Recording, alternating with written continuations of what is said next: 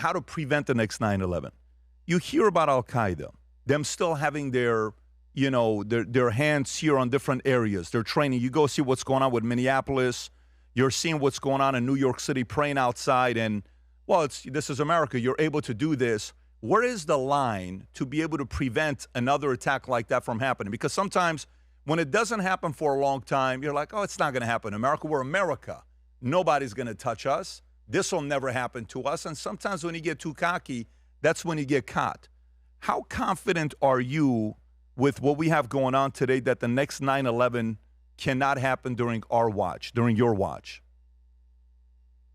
Well, I think people should wake up every day being glad that they live in the freest, most safe country in the world and recognize all the work that President Trump has done. I mean, we've seen our murder rates drop by dramatically. Over the it's the lowest number of murders that we've had in the country in 125 years. So what he's done to enforce the law has been important. In this department, I have the intelligence agencies, the weapons of mass destruction. I have the individuals that go out and train everyone in the states and local entities on detecting bombs or explosives or knowing what those networks are and following individuals in this country who may wish to perpetuate a terrorist attack around this country.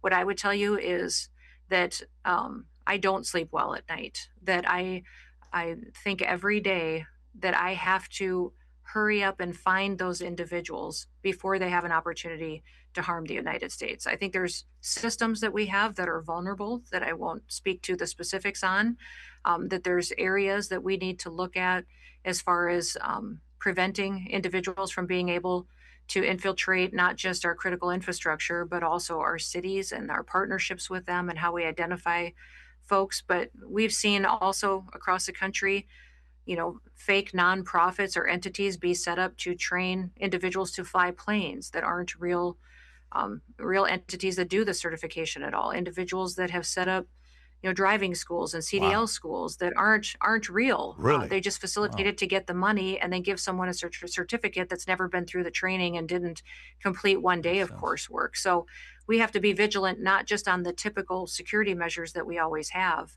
but also looking for how would they try to attack us and what can we do to ensure that those individuals that would give them access to that are doing their job correctly.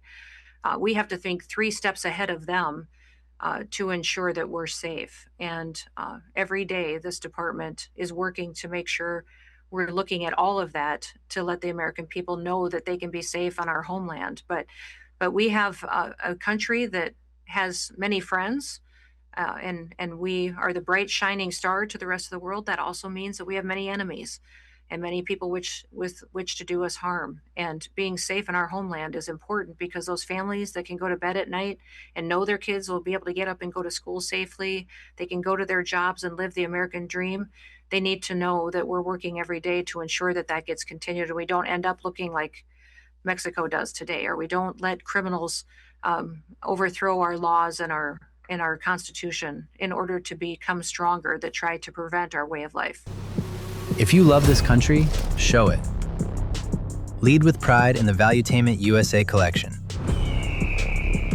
Designed for freedom thinkers, built for everyday leaders.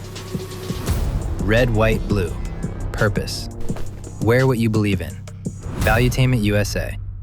If you enjoyed this video, you want to watch more videos like this, click here. And if you want to watch the entire podcast, click here.